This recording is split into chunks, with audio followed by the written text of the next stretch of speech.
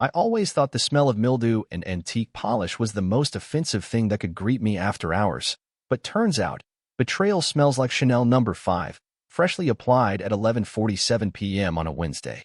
The store was closed, storm clouds still dragging their claws across the roof, but the lights in the back office were on, odd, considering Lorna had sworn she was spending the night with her sister helping prep for some charity auction in Portland. Our cat, Percival, was sitting on the display counter with his ears flattened, tail twitching, the way he only did when strangers were around. And then there it was, the Real kicker, nestled right beside the register like a rotten tooth and a smile, an open bottle of Shiraz from our wedding anniversary stash, in 2 lipstick-smudged glasses, both of them still warm. I didn't make a sound. Just stood there in the darkened entryway with the storm pressing its wet breath against the windows, my coat still dripping and that familiar, bitter taste crawling up the back of my throat like a bad memory. I'd only come back to grab my phone charger. I'd left it behind the counter when I locked up earlier, but now I felt like I'd stepped into someone else's life. The voices came next, muffled laughter, hers unmistakable, syrupy and pitched in that tone she used when she wanted to sound younger than she was. There was a crackle of audio, then a man's voice. Well, if you don't tell him, I might. That sentence was a scalpel. Not a scream. Not a slap. Just 6 words that filleted something fundamental in me. I moved closer, slow and deliberate, the way I might approach a delicate grandfather clock with a misaligned pendulum, like anything sudden would break it. They were FaceTiming. Her face glowing on the screen, propped up against the porcelain doll lamp I'd bought her in Vienna back in '07.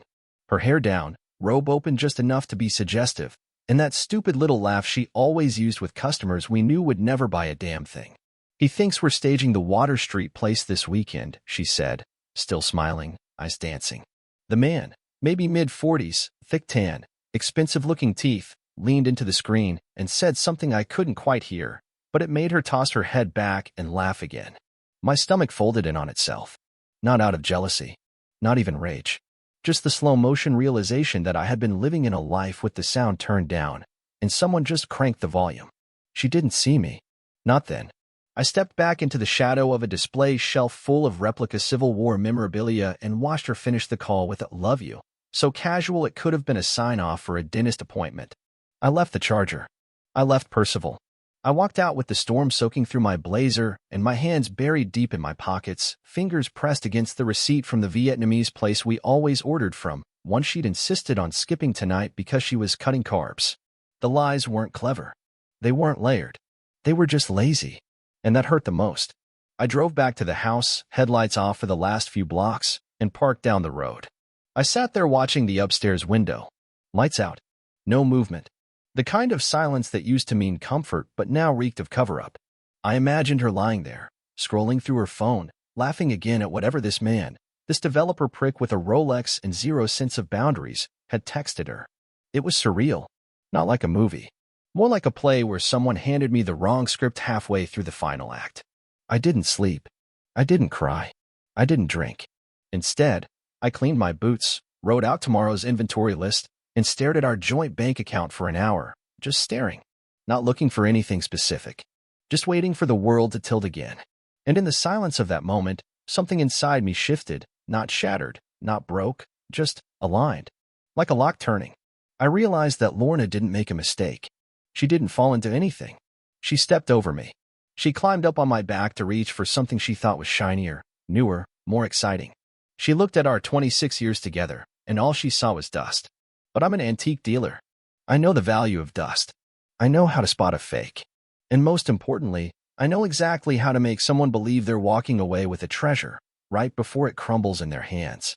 It's strange how you can live with someone for decades and still not see the moment they decide to stop loving you. It doesn't come with a slammed door or a confession. It comes in whispers, in shifts too quiet to notice at first, like a chair moved an inch every day until it's no longer where it used to be. For the longest time, I thought everything was fine. We still had our Friday movie nights, still exchanged sleepy good mornings, still held hands when crossing icy sidewalks. I made her coffee every morning, 2 sugars, splash of cream, the way she liked it, and she'd still smile and thank me. But something in that smile changed. It stayed on her mouth, never reached her eyes, like she was trying on affection instead of feeling it. I told myself I was imagining things. That it was just middle age or maybe early menopause. I even Googled it once, emotional distance after 50, like there'd be an answer in an article titled 10 Ways to Rekindle the Spark. But the truth was simpler. She was slipping away, and she was letting it happen. It started small. A locked phone. Nothing dramatic, just little things, like her setting it face down on the table, or suddenly having a passcode when she'd never cared before. She said she was part of a new Facebook group for women entrepreneurs, and they talked about digital privacy and mental boundaries. I didn't argue. I nodded like a fool and poured her another glass of red. She began going out more, networking events, late gallery showings, wine tastings that never had photos, no tags, nothing to prove they even happened. I'd ask how it went, and she'd wave a hand like it was too boring to explain. Just the usual, she'd say, a lot of chatter. Nothing you'd care about. And maybe I wouldn't have cared, if not for the way she said it, dismissive, like I wasn't smart enough to follow along. Like I was furniture. She bought a new dress one afternoon, tight-fitting, emerald green, expensive. Said it was for a panel discussion she was sitting on. But I checked her closet later, and it wasn't there. Vanished. I asked her about it a week later, offhand, like I was curious. Oh, she said, barely blinking. I returned it. Didn't fit right. But her receipt was still in the kitchen junk drawer, folded in half behind some expired coupons. Final sale. No returns. I sat at the dining table for a full hour that night, staring at that crumpled paper, listening to her hum to herself upstairs while she folded laundry. That hum used to be mine. Something was wrong. She began talking like a stranger. Words like energy, alignment, and personal trajectory started infecting her sentences like corporate mold. You know, Harold, she said one night while stirring lentils she used to hate, I feel like I've outgrown certain cycles. I didn't ask what she meant. She had a new habit of dropping vague, profound statements into conversation and then walking away like she'd just gifted me some sacred wisdom. I think the worst part was that she still touched me, but only when someone was watching. A quick kiss on the cheek if the neighbors were nearby. A hand on my back at social events. But in private? She moved around me like I was a coat rack. She used to say I had the steadiest hands she'd ever known. Now she barely looked at them. One day I found her perfume bottle, her good one, the one she only wore on anniversaries, tucked into the side compartment of her gym bag. I opened it, still half full. Same scent that used to pull me out of sleep in the best way. She wasn't going to the gym. She hadn't been in months. I followed her once. Not proud of it, but I did. She parked 3 blocks from the gallery, walked into a building I didn't recognize, and came out an hour later looking energized. Not just happy, radiant. She wore the perfume that day. I remember asking her that evening if she still wanted to plan our anniversary trip. I'd found a rental in the Berkshires, thought it'd be nice to get away. She gave me that same smile, that tired little crescent moon of a grin, and said, let's play it by ear. I'm trying not to plan too far ahead these days. I feel more free when I don't commit to things prematurely. I didn't say anything, just nodded. That night, she slept facing the wall. I stared at the ceiling and tried to remember the last time she'd laughed at one of my jokes. Not out of obligation, not politely. Really laughed. I still wanted to believe. That was the part that haunts me. That I wanted to believe her. That I told myself every crack was just age or stress or some external factor we'd eventually overcome together.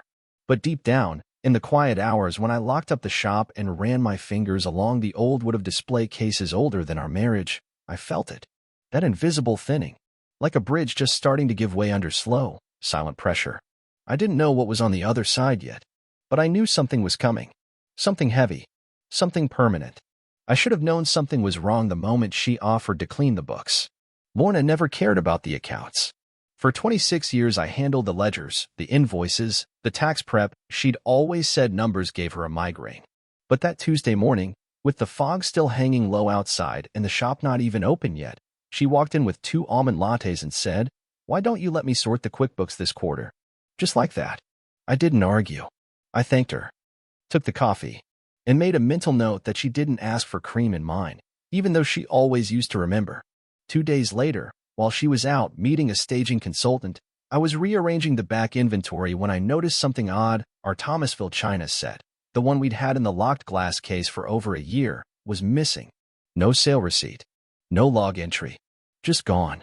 That case doesn't open without both keys, one I keep on my ring, the other she had in her purse. I told myself maybe she moved it to photograph it. But then I checked the safe cell log and saw 4 items marked private client removal, all timestamped for the same hour 2 days prior. That same hour, she was supposedly at the wellness workshop downtown. My pulse didn't even rise.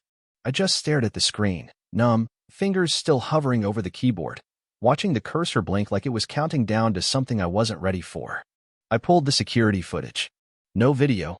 The file for that day was gone. Not corrupted. Deleted. That night, I didn't bring it up. I made her tea, rubbed her feet, listened while she complained about how exhausting it is to constantly inspire everyone around her. She didn't ask about the shop, didn't mention the missing pieces, just scrolled through her phone like a teenager and said, "Don't forget, I'm heading to Water Street early tomorrow to meet Kyle. We're finalizing some ideas for the gallery staging." That name, Kyle. She said it too smoothly, too comfortably. The way you say someone's name when they exist in your mouth more than your mind. She turned over and fell asleep in under a minute. I lay awake until morning. At 6:03 a.m., while she was still asleep, I opened her laptop. No password. She never thought I'd look. I didn't search her email or browser. I went straight to the files. There it was, a folder named WS Staging. Inside, inventory checklists, pricing breakdowns, photos of our inventory, my inventory, all cross-referenced with client names I didn't recognize. One in particular stood out, K&R Development Holdings. A spreadsheet showed 27 items from our collection tagged pending asset transfer. I opened the details. Kyle Radley, partner, buyer, appraiser. Every field listed him. The contact number matched the one I'd once seen her texting late at night, the one she swore belonged to her niece. But the file that did it, the one that made something inside me shift permanently, was a scanned document. A form titled LLC Termination Agreement, filed with the state, timestamped 2 weeks ago. Lorna's signature was there. Neat, clean, confident. Right beside mine. Only I never signed it. I stared at that forged signature, down to the little curl she always mocked at my age. It was perfect. Practiced. She'd spent time on it. She'd rehearsed betraying me. That's when the sound left the room. Not literally, but emotionally, like someone took the air out of the world. I just sat there. Still. Calm. My heart didn't pound. My hands didn't shake. I closed the laptop gently, walked into the kitchen, and made myself a cup of coffee. Same mug I always used. Her favorite quote printed on it, "The best antiques are old friends." The irony nearly made me laugh. I sat at the table for a long time, sipping slowly, staring out the window at the bird feeder she insisted on hanging even though it only ever attracted squirrels. And in that quiet, I began rearranging everything, not the furniture, not the shop, but the pieces of her that no longer fit. The woman who'd told me she loved how I never raised my voice. The woman who'd once cried when I gave her a locket with her mother's initials engraved inside. She was gone, replaced by someone slick, methodical, smiling at me while she slowly gutted everything we built. I didn't confront her that morning. I kissed her cheek goodbye, told her good luck with Kyle. Watched her walk out the door in heels. She said she returned last month. And when she was gone, I didn't pace. I didn't scream.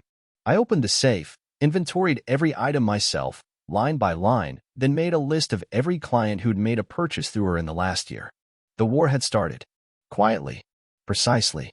She just didn't know yet. She thought I was still clinging to hope, still blind, still making her coffee and adjusting the thermostat and pretending we were something salvageable. That was her first mistake. The second was underestimating the quiet. I've spent most of my adult life restoring objects older than both of us combined, reading the signs of damage beneath polish, learning how time hides decay under lacquer and shine. And now I turn those same instincts toward her. I didn't confront. I didn't even change my tone. I started by calling an old appraiser friend, Davis, the kind of man who didn't ask questions as long as you paid in cash.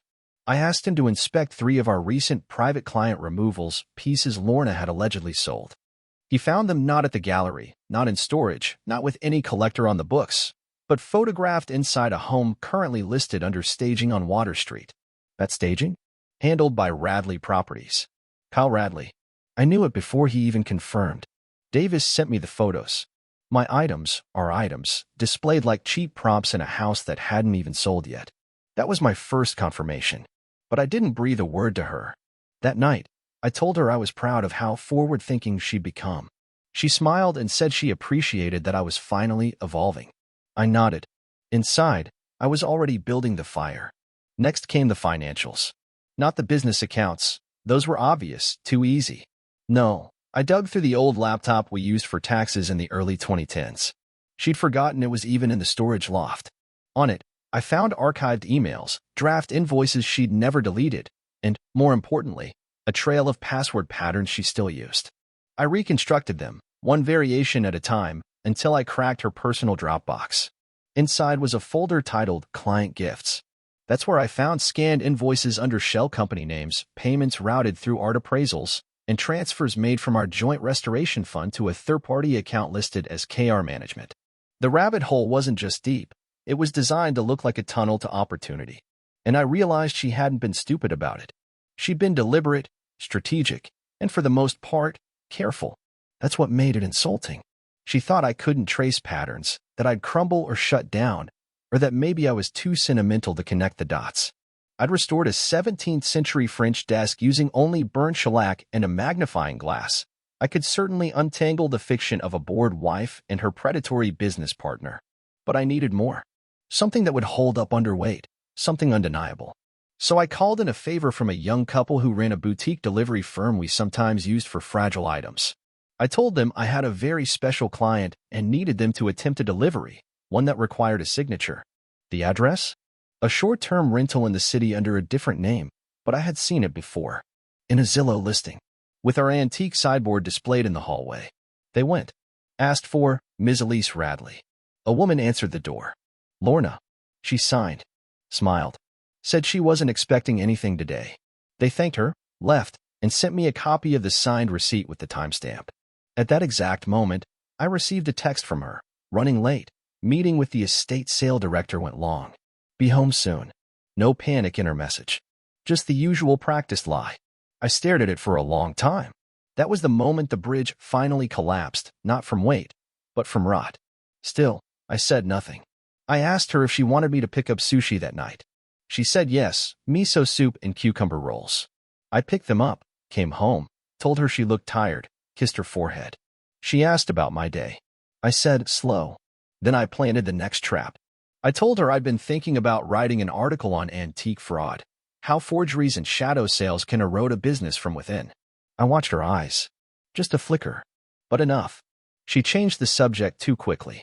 That weekend, I mentioned casually that I'd spoken to one of her clients who raved about a piece we'd never sold. She blinked twice. Said, oh, must be confusion. We've had so many sales lately. I smiled. I didn't need to ask any more. She was improvising now, dancing without a floor plan. By then I was already weeks ahead.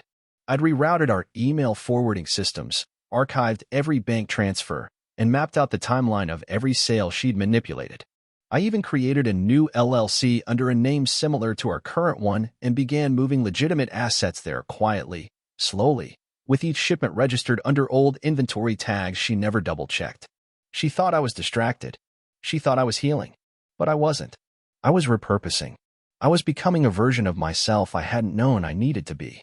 She didn't see the hunter because I never showed her my teeth. She always loved parties where people didn't know her well enough to ask real questions.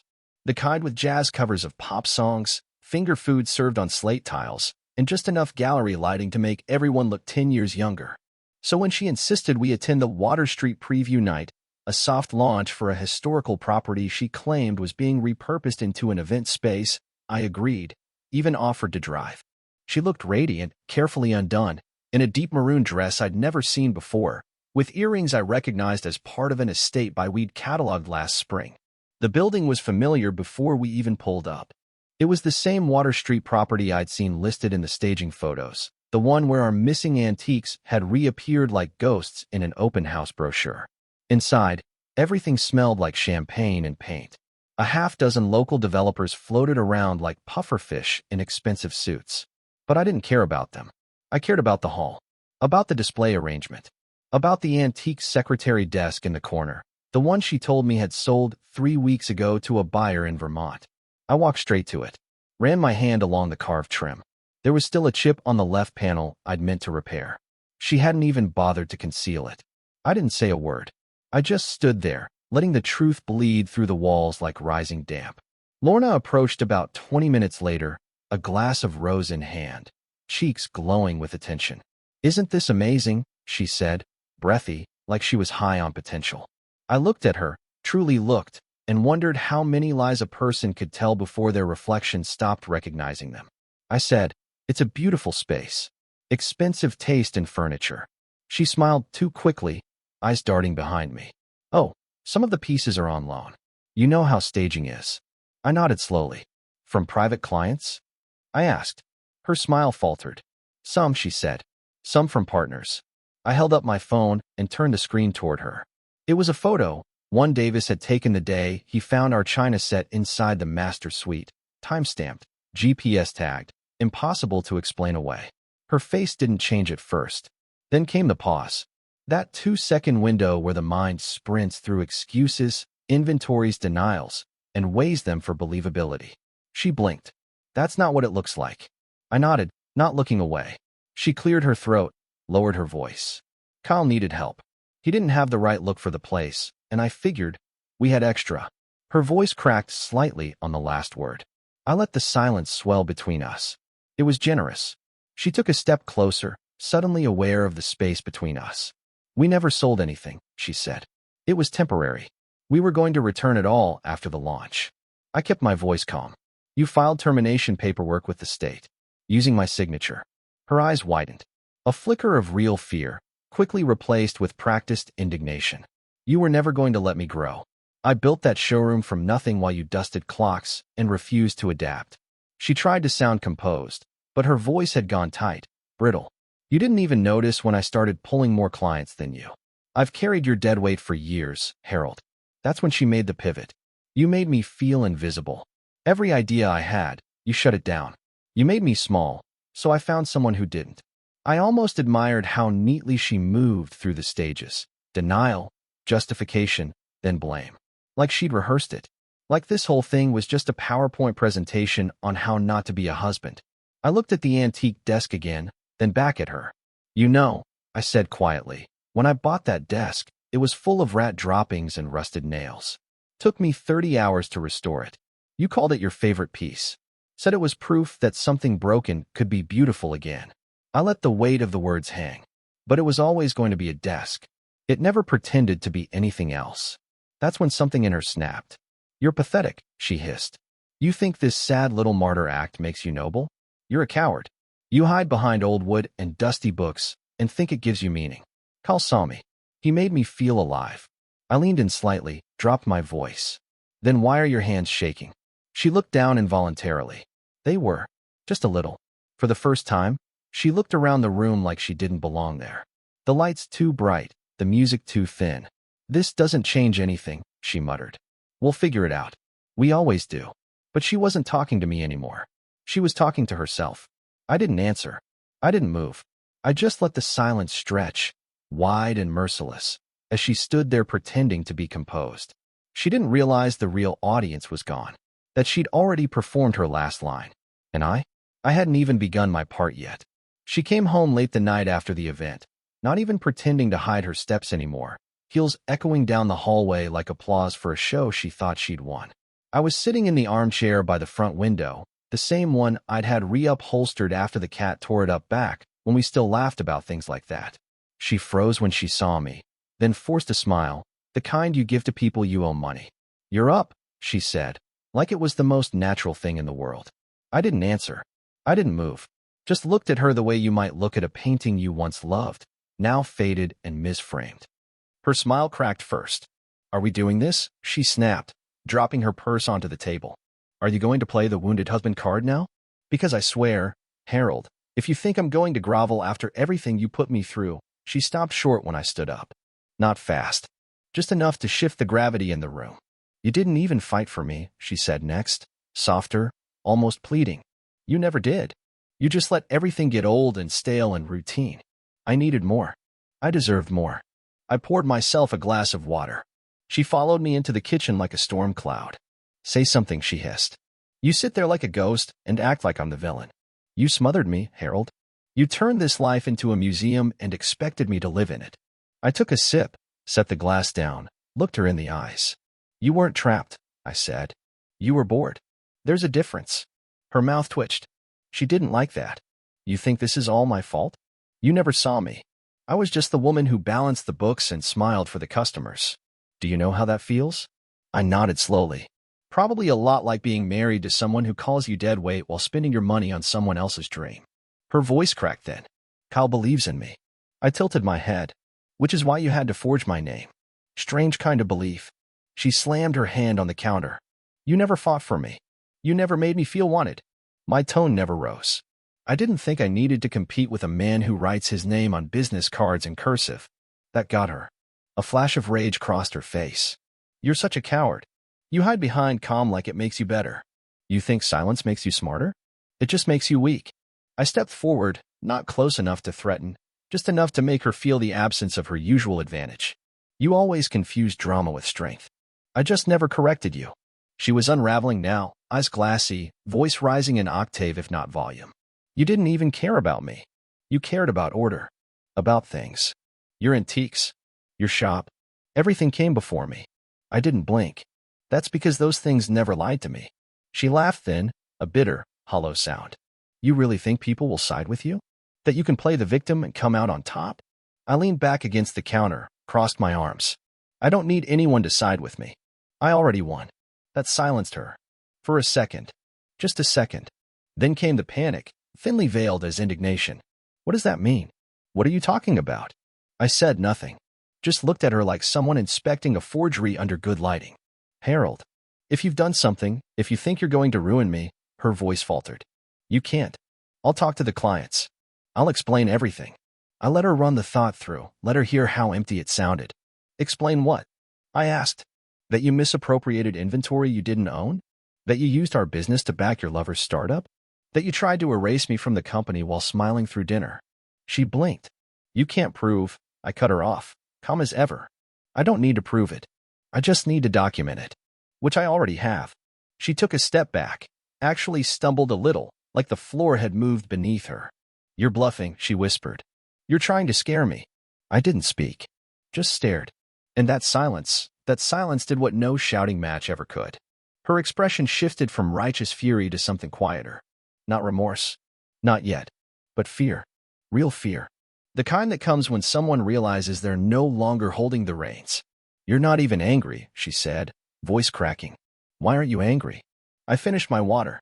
Because I stopped needing anything from you. Her lip trembled. So that's it? You're just done. I set the glass in the sink. I was done the moment I realized you weren't ashamed. And with that, I walked past her, slow and steady, like I was leaving a crime scene that no longer needed witnesses. She thought the silence meant retreat. That I was nursing wounds, licking pride, waiting for closure like some sentimental fool. What she didn't understand was that I'd already moved into phase 2 the moment she signed for that fake delivery at the staging house. The first thing I did was visit the bank quietly, with documentation in hand. Every withdrawal she'd made from our restoration fund, every unauthorized payment to KR management, every forged purchase order neatly sorted into a folder labeled irregular activity. The bank froze the accounts within the hour. Not out of spite, but because what she'd done triggered an internal audit. I didn't even have to press. Just laid it all out in professional order. They asked if I'd be filing a fraud claim. I said, not yet. That same afternoon, I met with our CPA, Mark, who's known us for 18 years and whose loyalty Lorna always mistook for neutrality. I handed him a USB with every email, invoice, and forged transaction I'd compiled. This is the real financial picture, I told him. She's been draining assets to fund a rival business while under the impression I wouldn't notice. Mark didn't say much, just nodded, jaw tight, and asked how far I wanted to go. I want my name clear, I said. I want the business clean. And I want her exposed without a single confrontation. He nodded again. That evening, I changed every business password, transferred digital ownership of all inventory tracking, and rerouted supplier communications to a new email she didn't have access to.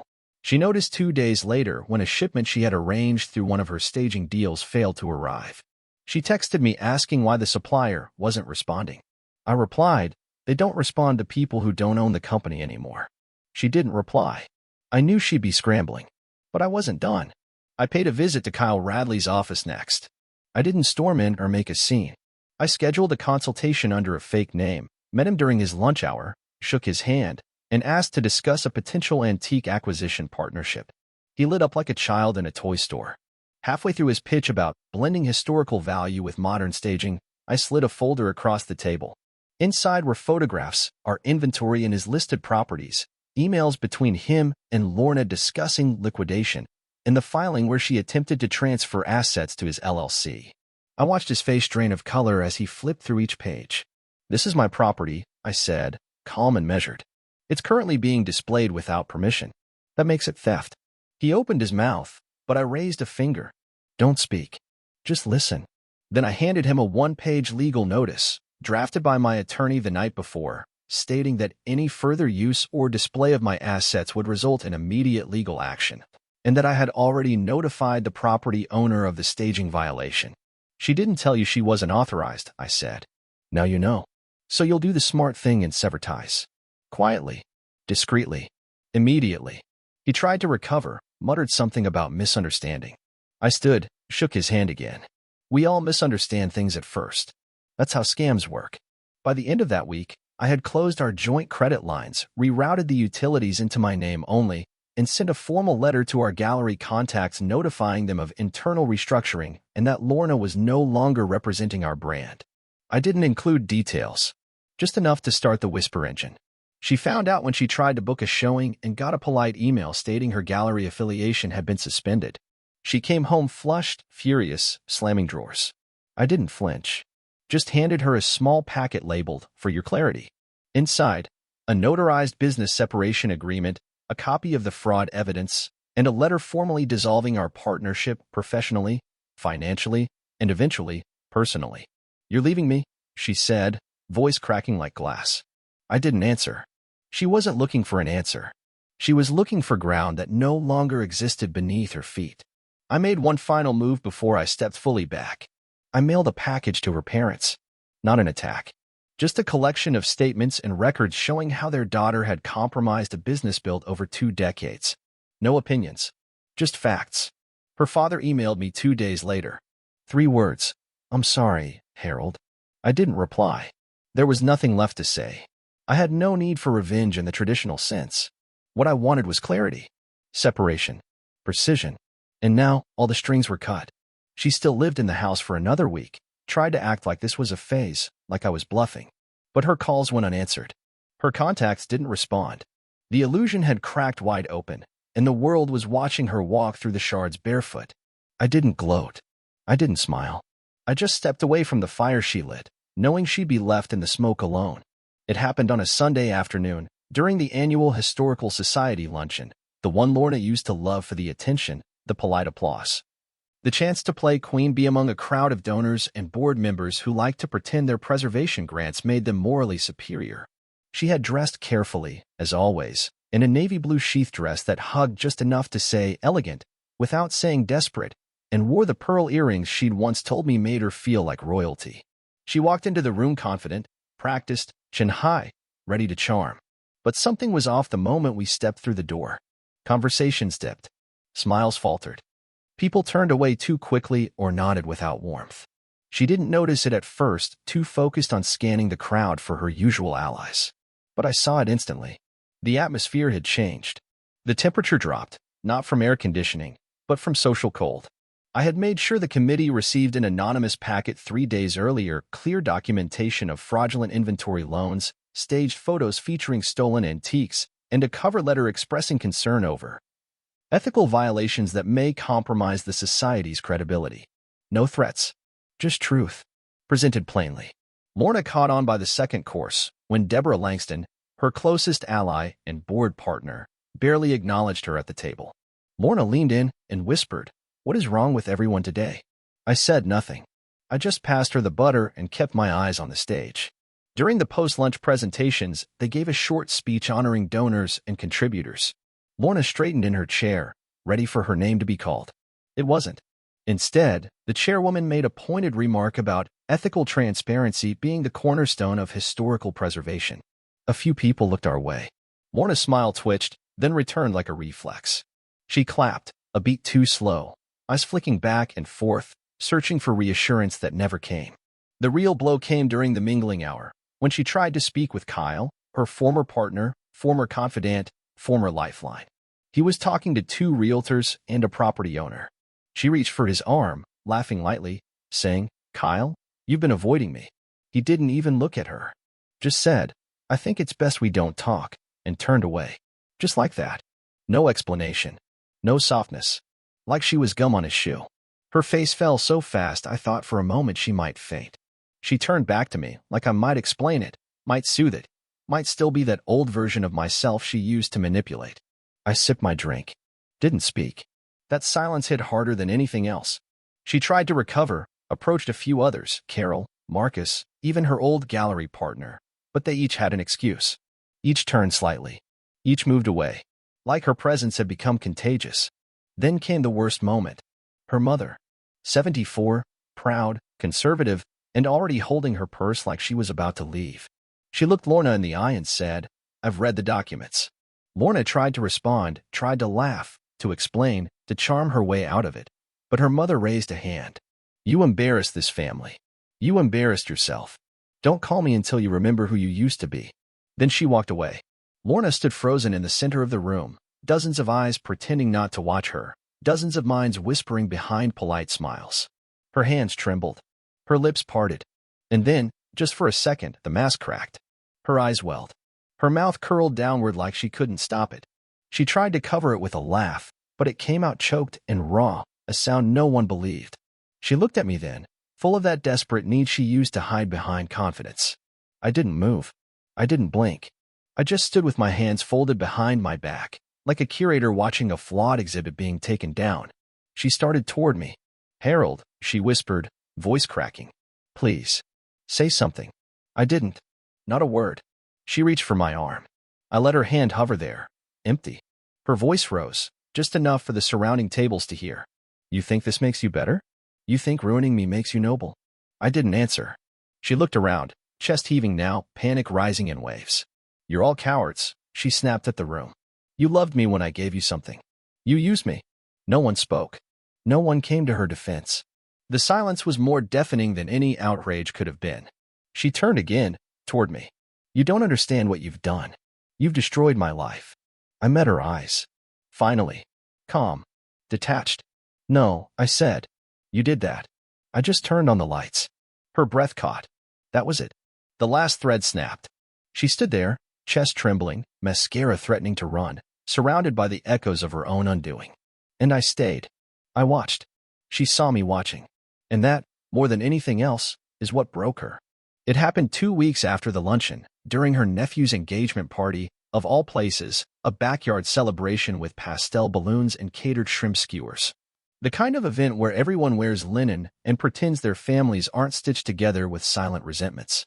I almost didn't go. I'd already made my point, already stripped her of every illusion she clung to, but something in me wanted the last thread cut where it all started, among her people, in their perfect suburban bubble, where image mattered more than substance. I arrived late. She didn't see me at first. She was laughing too loudly near the bar, trying too hard to act untouched. Her mother saw me and went pale. Her father nodded once, solemn. Then someone called out my name too loud, too cheerful, and the heads turned. Lorna turned. Her smile died in pieces.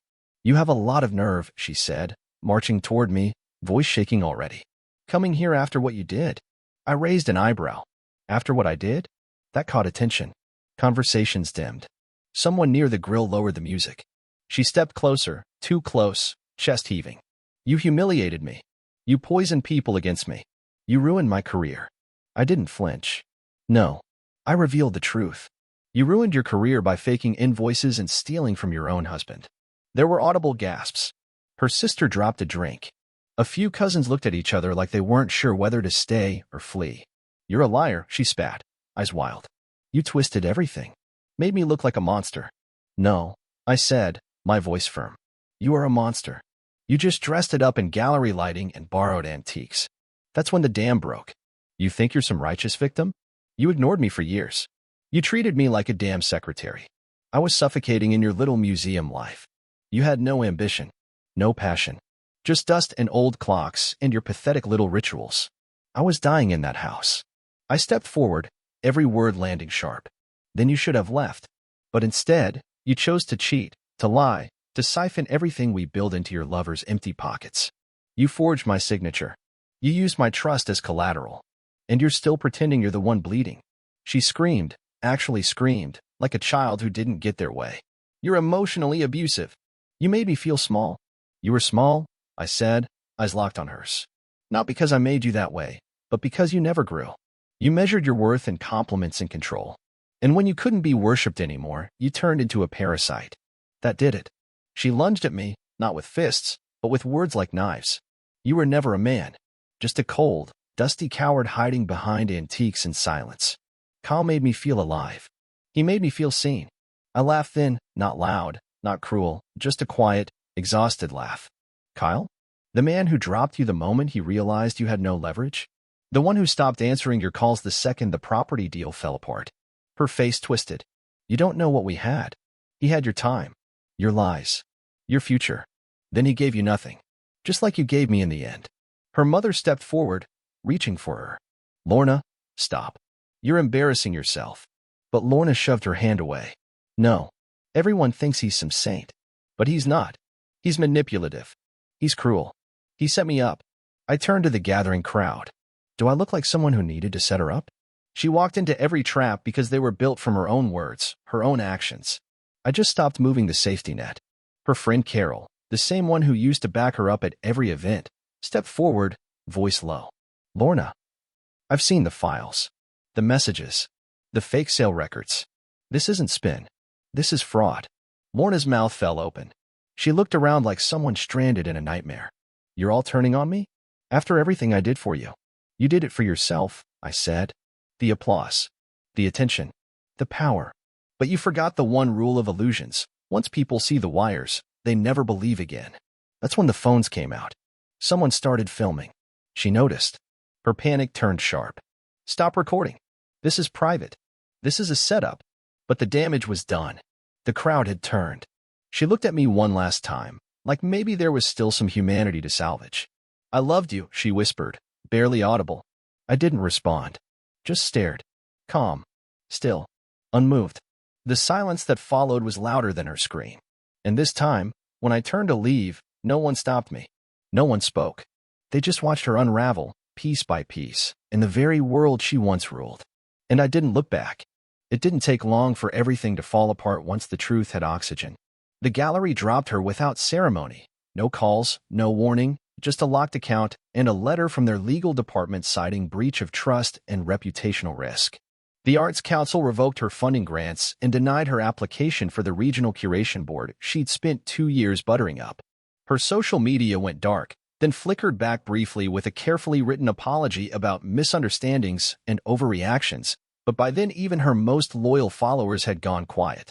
Her friends stopped answering texts. Carol blocked her.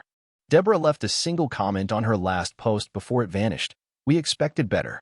Even the woman who used to do her hair for free every month forgot her next appointment.